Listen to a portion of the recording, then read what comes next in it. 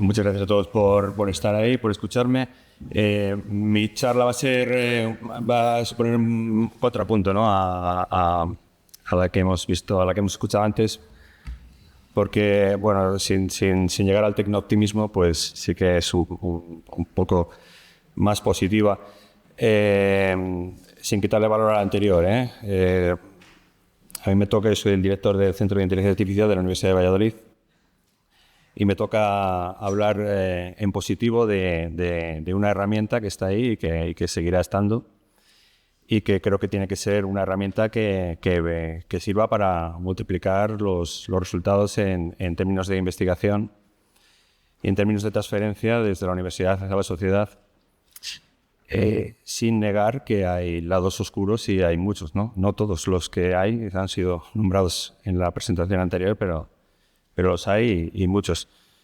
Me considero un caso de éxito en lo que se refiere a la investigación interdisciplinar. Yo he trabajado con personas del ámbito de la filología, en particular con Lourdes Aguilar, de la Universidad Autónoma de Barcelona, filología hispánica, y ahora los dos somos catedráticos y empezamos, ella desde el conocimiento del dominio y yo desde el conocimiento de los algoritmos, trabajando juntos.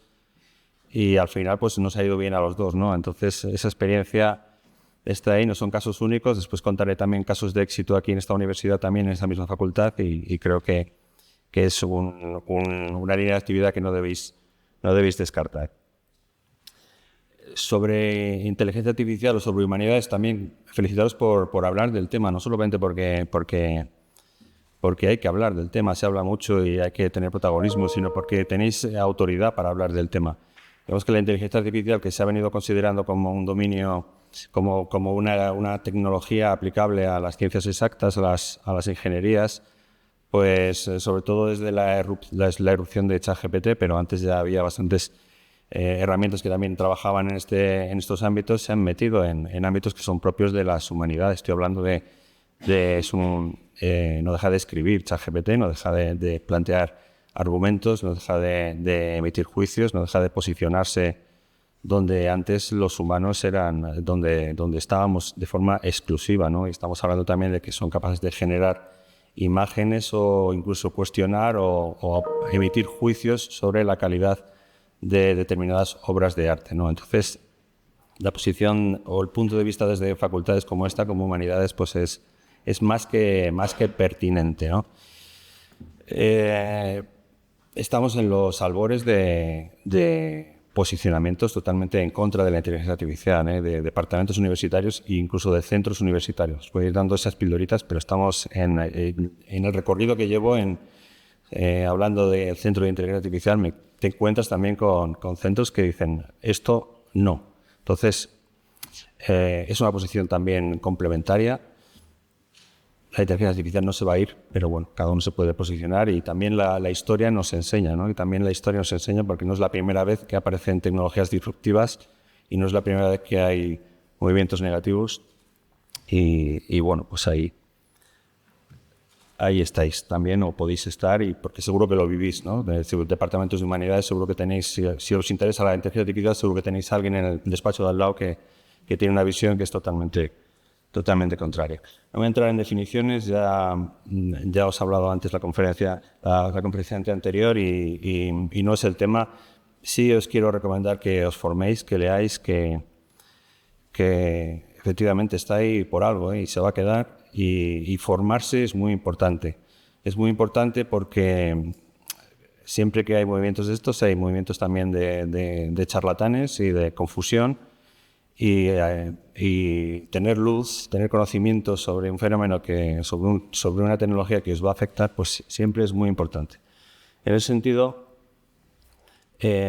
hace relativamente poco salió ChatGPT y lo ha cambiado todo. La inteligencia artificial viene de lejos, como ha comentado anteriormente. Hay un área de conocimiento en la universidad desde los años 80. Pero el hecho de que se esté hablando ahora de inteligencia artificial es por algo, y es porque la tecnología realmente no ha cambiado, ha evolucionado, y ha habido eventos disruptores y gente que ha cambiado las cosas. Aquí tenéis a Hinton, es profesor de la Universidad de Toronto. Él es ahora un profesor jubilado que se dedica a dar charlas y se dedica a dar charlas sobre los peligros, sobre los riesgos de la inteligencia artificial. La última de las charlas que tiene publicadas, hasta donde yo sé, es una conferencia dada en la Universidad de Oxford, un ciclo que tiene la Universidad de Oxford para conferenciantes eméritos. Él es muy emérito porque él trabajó con Google y fue la persona tenaz que dijo hay que avanzar, y lo que hizo fue introducir, sobre algoritmos que ya existían, introducir muchísimos más datos, aprovechando también arquitecturas hardware que permitían paralelizar la computación. Entonces, donde antes los resultados eran de un 80%, él llega al 95%. Y además, cuando la máquina se equivoca, la aplicación en concreto que él implementó fue de etiquetado de imágenes. Entonces, cuando la máquina se equivocaba de forma razonable. Si se equivocaba diciendo que una imagen correspondía a un leopardo, era de una pantera. Entonces, eso cambió las cosas, porque abrió los ojos a las multinacionales en el sentido de que dijeron, esto puede funcionar. Esa tecnología es el Deep Learning, que seguramente os suena, y es la tecnología de éxito dentro de la inteligencia artificial como una rama del Machine Learning, que también seguro que os suena, y se basa en algoritmos de redes neuronales, que seguramente también os suena.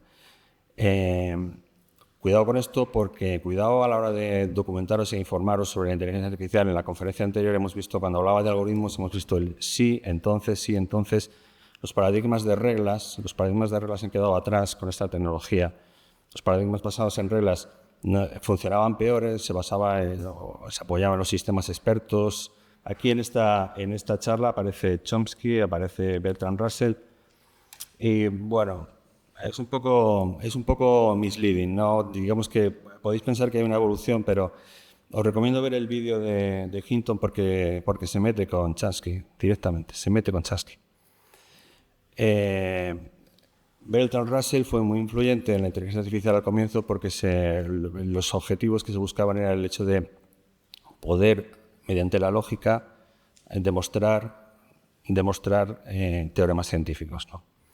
Y eso fue la primera semilla de la inteligencia artificial, fue basarse sobre esos temas. Chomsky fue muy influyente en el procesamiento del lenguaje natural porque, bueno, pues sus gramáticas generativas, con un sistema germinal, digamos que podías ir creando en base a unas reglas cualquier lenguaje, ¿no? Hinton afirma con total rotundidad que Chomsky se equivocó. Los algoritmos en los que se basa actualmente la inteligencia artificial simulan el sistema neuronal biológico, donde a partir de mucha información tú pones a una máquina a mucha información y esa máquina es capaz de aprender, de extraer, de identificar patrones hasta el punto de que después puede reproducir los códigos que aparecen ocultos muchas veces para el ser humano en toda esa cantidad de información. Y esa es la diferencia, eso es lo que nos ha dado la diferencia. Entonces, mensaje, pildorita. Todo lo que leáis de inteligencia artificial anterior a 2010, incluso, porque esto llega después a los libros un poco más tarde, 2015, incluso 2020, se inspira en suposiciones que se basan en los métodos anteriores a toda esta revolución, con lo cual podéis llegar a conclusiones que sean equivocadas. Las editoriales están sacando muchísimos libros cuyas primeras ediciones eran anteriores al Deep Learning. Cuidado con esto porque las cosas han cambiado y lo que marca la diferencia son estos nuevos métodos. Y no voy a entrar más. La conferencia de Hinton es muy también ilustradora, ¿no? de cómo ha sido esa evolución. Os recomiendo verla, está accesible en YouTube y es fabulosa. El tema era la inteligencia artificial en investigación interdisciplinar. La inteligencia artificial ha venido para quedarse y es una herramienta tremendamente potente. Yo he llegado a escuchar de gente muy lista, por supuesto mucho más lista que yo, hablar de utilizar la frase: el trabajo del científico puede llegar a ser redundante. He llegado a escuchar a gente también muy lista decir: estamos cerca de que el próximo premio Nobel de Medicina sea para un equipo de informática. Realmente la comunidad científica está muy preocupada, muy implicada, y esto ha venido para cambiar las cosas. la inteligencia artificial puede aportar.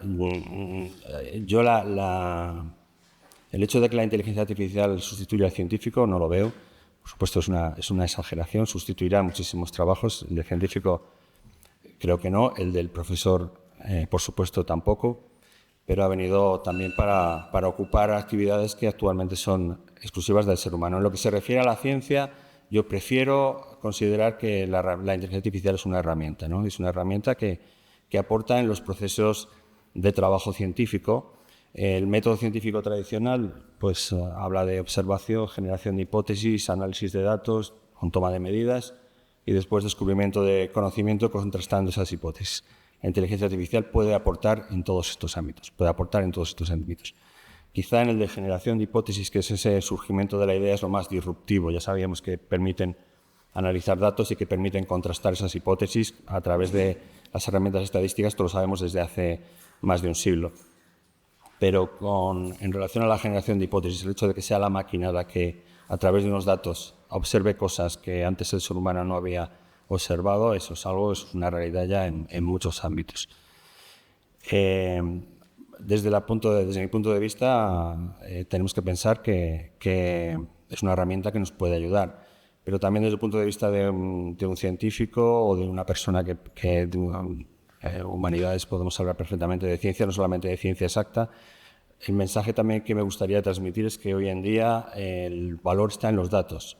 Por lo que ha comentado antes vuestra compañera, si tú tienes datos y conoces un dominio, tienes una oportunidad de hacer cosas y de generar nuevo conocimiento aportando un valor. En lo que sería la fórmula mágica del trabajo interdisciplinar está en intentar, teniendo en cuenta que sois expertos en el conocimiento de un determinado dominio, sea el que sea en cada uno de vuestros casos, tenéis una autoridad porque conocéis dónde están las fuentes de información, porque conocéis el conocimiento que está ya consolidado, y del otro lado podéis pensar en colaborar con personas que conozcan la tecnología, ¿no? Entonces, en la intersección de esos dos equipos que pueden ser muy diferentes, pues está donde está el valor, o donde puede salir valor, porque se puede innovar, porque se pueden ver cosas nuevas y porque se puede tener una perspectiva diferente que siempre es enriquecedora. El trabajo del experto en el dominio es fundamental a la hora de proponer ideas, a la hora de interpretar resultados, a la hora de saber si están bien o mal validados los resultados que se observan a través de las observaciones que nos den las herramientas. El dato es una obsesión. Tener datos es lo que ha cambiado el paradigma. Actualmente, ya os digo, hay por ejemplo, avances tecnológicos como el vuelo de los drones frente a interferencias, que ya no se piensa tanto en el modelo físico que hay detrás, sino se mide y se intenta calcular la reacción más apropiada del sistema para que cumpla un objetivo que sea el de estar horizontal. Y eso funciona. Entonces estamos ante un cambio de paradigma importante que puede afectar también a los ámbitos de humanidades. ¿Cómo? Bueno, pues aquí pongo los 5 aspectos que parecen más obvios de cómo investigadores, como podéis ser vosotros, se pueden beneficiar de esta moda, ¿no? Bueno, no es una moda real. Yo creo que no es una moda, creo que está ahí para quedarse. Estudios sectoriales sobre el impacto de la inteligencia artificial, utilización de las herramientas, por supuesto, proponer nuevas herramientas donde el ingeniero no ve que se puede aplicar a un dominio concreto, pues vosotros sí, porque conocéis ese dominio. Revisión crítica de esas herramientas ya existentes. Siempre hace falta una visión crítica y siempre también es una oportunidad porque esa visión hace falta, ¿no? Y no van a ser los propios ingenieros los que aporten ese punto de vista. Y preparar datos para entrenar esas herramientas. Si tienes datos, prepararlos para hacer esos entrenamientos eficaces es muy importante. Y ya a nivel 2, la interpretación de esos resultados, donde muchas veces es difícil, ¿no? Es difícil darte cuenta de lo que has encontrado. Yo estoy pensando en el ChatGPT, por ejemplo. ChatGPT no... ¿Cómo construye, cómo analiza el lenguaje ChatGPT? Pues algunos de los que estáis aquí sois lingüistas, no utiliza ni frases, ni palabras, ni utiliza lo que llama tokens, que yo conozco un estudio que diga cuáles son esos tokens, cuál es la proyección de esos tokens frente a lexemas, morfemas, cuál es la relación con la gramática. Él utiliza valores semánticos o a nivel fundacional, incluso pares de caracteres de cualquier idioma. Es una cuestión bárbara de coger un montón de información, todo el texto disponible en el momento en el que se entrenó, horas de cómputo y respuesta a un texto, iniciar un texto y sugerir los tokens más probables a continuación. Eso es lo que hace. Muy difícil analizarlo porque son millones y millones de parámetros. Un sistema neuronal que posiblemente no llegue a ser analizado nunca, pero a un nivel básico de aportar ideas de qué es lo que puede estar haciendo ChatGPT para funcionar de la manera que funciona, pues hace falta el conocimiento experto. Plantear desafíos a los algoritmos, búsqueda de patrones, clasificación de información, búsqueda de relaciones. Ahí hay mucho que aportar también, porque hay dominios que, bueno, realmente ahora lo que se hace es, aquí tienes todas las fuentes, búscame un patrón, búscame una regularidad, búscame una relación, que te dé una propuesta y que después tú la puedas juzgar. Eso también, estoy seguro que veremos cosas. Evitad juicios preconcebidos, ¿no? Juicios preconcebidos del juicio del experto. Un divulgador científico español que dijo que Aristóteles había dicho muchas cosas, pero había dicho muchas tonterías, ¿no? Y mucho cuidado con el juicio de autoridad, ¿no? El juicio de autoridad que funciona mucho en las humanidades, pues hay que ponerlo en duda, ¿no? Y frente al juicio de autoridad también están los datos, también está la información y a ver qué nos ofrece el algoritmo en múltiples ámbitos. Las fronteras entre los periodos históricos hasta ahora se establecen por juicio de autoridad, pero a lo mejor hay evidencias, a lo mejor hay a partir de respuestas en textos escritos se puede aportar visiones alternativas, ¿no? sobre ese ámbito. Voy a contar algún caso de éxito, seguro que me dejo muchos. El primero es el de Blasco que tenemos aquí. Ha sabido utilizar herramientas de inteligencia artificial para la informática forense, para detección de plagio, y tiene un gran mérito no solo académico, sino que ha sabido montar una empresa, que es una de las cosas más difíciles que se puede hacer en la vida, ¿no? Montar una empresa y que sea sostenible. Fradejas, sin ningún complejo, escribió un libro sobre R y está en los foros de inteligencia artificial a nivel estatal. Hay otros de su mismo ámbito. Estoy viendo a Germán, que también conocisteis la noticia el año pasado de unos textos de Lope de Vega. También es un caso de éxito que es destacable. Y quiero mencionar a Enrique Cámara, con el que yo he trabajado. Y Enrique Cámara, pues él desde el escepticismo, ¿no? Porque ha sido capaz de criticar desde el ámbito de la filología inglesa, de la pronunciación, y hemos trabajado juntos en explorar las posibilidades de los reconocedores de voz para entrenar la pronunciación, ¿no? Y él comenta, yo realmente estas frases que yo realmente muchas de estas cosas, David, es que yo soy muy escéptico, pero luego veo que el impacto, pues es que no es lo que más me gusta, pero es que veo que es lo que más citan, ¿no? Realmente. Y bueno, pues es así, porque tiene más impacto que muchas otras investigaciones y también es una oportunidad que no se debe despreciar. Y ya por último, una persona con la que estoy trabajando ahora, que es Pilar Sánchez, que también ha sabido colaborar, ha encontrado el nicho colaborando con una profesora de telecomunicaciones y forma parte ahora de una sociedad que es Spain AI, y bueno, pues está haciendo también un hueco e impartiendo conferencias, hablando de inteligencia artificial y sus aplicaciones en el ámbito del periodismo. No todo es mágico, también hay problemas también. Os voy a contar algunos que son fundamentales, ¿no? De la interdisciplinaridad, no de la inteligencia artificial. La imagen podría servir también, para hablar de inteligencia artificial podríamos debatir, pero sobre la interdisciplinaridad hay un problema que me he encontrado siempre cuando he trabajado con gente de humanidades, es el reconocimiento de la autoría cuando el número de autores son más de 2 o cuando es más de 1. Se pone en duda, y Lourdes Aguilar tuvo problemas, lo tuvo que recurrir, y cada vez que va a los sexenios de investigación es un problema para vosotros, ¿no? Es una injusticia enorme, eso hay que pelearlo porque es muy absurdo. Y después el segundo problema es que también, relacionado con los méritos de investigación, cuando tú haces un trabajo que puede estar relacionado o puede estar publicado en una revista que no es de tu ámbito, se valora menos. Eso es otra cuestión tremendamente injusta que espero que en los nuevos criterios de la ANECA hayan cambiado. No lo sé si se conseguirá o no se conseguirá, pero es algo que es tremendamente injusto y que está ahí y que tenéis que tener en cuenta, ¿no? Esos dos son amenazas prácticas, reales, que si os vais a meter en interdisciplinaridad, yo os recomiendo meteros, pero si os vais a meter tenéis que tenerlo en cuenta. Y me toca hacer la llamada a la acción. Tenemos abierto el Centro de Inteligencia Artificial, llevamos trabajando desde finales del año pasado. Se creó oficialmente el 1 de febrero de este año y nuestro objeto es ser punto de encuentro entre profesores de la universidad que tengan inquietudes en inteligencia artificial. Es un centro abierto a todo el mundo.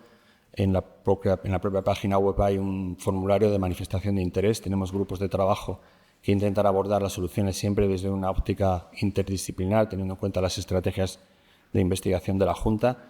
Y después hay un procedimiento también de membresía para las personas que hayan estado ya implicadas en proyectos de investigación en inteligencia artificial y tengan resultados ya contrastables en inteligencia artificial. Está abierto a todo el mundo. Hacemos actividades de formación que pueden ser internas y dentro de la universidad o externas para otras empresas, y en cualquier momento, si creéis que podéis tener una vía de colaboración, por favor llamarnos, y ya empieza a haber casos de éxito. No sé si se ha ido el profesor de filosofía, sí, está trabajando ahora en un proyecto para la Fundación BBVA que he podido leer la memoria y perdón, no te he conocido con la corbata, es tremendamente brillante y espero que son programas muy competitivos, pero la verdad es que creo que vale la pena apostar por ello y espero que tenga financiación. Cierro. Hay oportunidades, introduce desafíos, se va a hablar muchísimo y sin más, pues por ir acabando y que haya tiempo para otros, mencionar al Ayuntamiento de Valladolid que financia el Centro de Inteligencia Artificial y como sponsor pues tengo que reconocer también su papel públicamente. Muchas gracias.